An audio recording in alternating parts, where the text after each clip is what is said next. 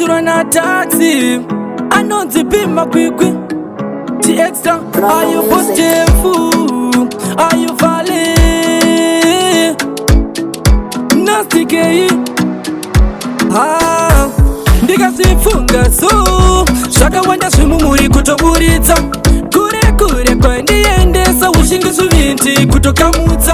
Ndikazvifunga so zvakawanda zvimumuri kutoburitsa kure kure kwandiendesa ushingisu vinti kutokamutsa.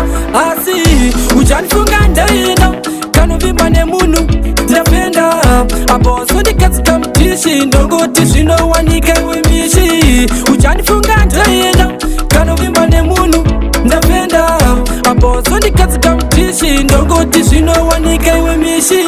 Kuramba kuriko ende kuramba kuriko asi uchandifunga ndaenda uchandifunga ndaenda wakandisiya ndichada zviripo ende zviripo hande kunoenda mhepo zvangu iwewe bebi auchada.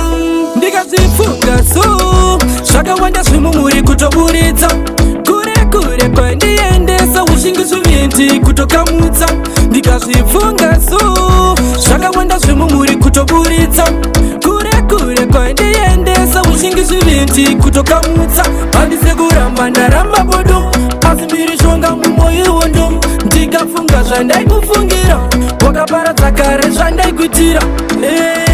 Uchariyeuka iro bako irori uchariyeuka kufamba kwenguva yacho watota saka chireka kutsauka. Ndikazifunga so zvakawanda zvimumuri kutoburitsa kure kure kwandiendesa ushingisu vinti kutokamutsa.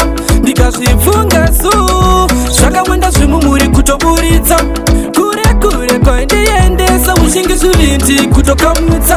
Asi uchandifunga ndaenda kanovimba nemunhu ndafenda aposo ndikadzika mutishi ndongoti zvinowanika iwe mishi.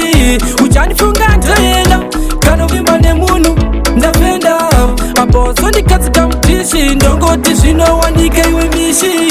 Kuramba kuriko ende kuramba kuriko asi uchandifunga ndaenda uchandifunga ndaenda wakandisiya ndichada zviripo ende zviripo hande kunoenda mhepo zvangu iwewe bebi auchada.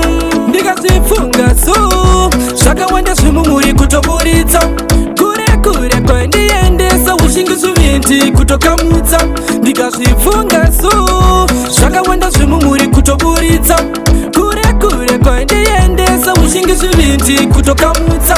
Ndikazifunga so zvakawanda zvimumuri kutoburitsa kure kure kwandiendesa ushingisu vinti kutokamutsa.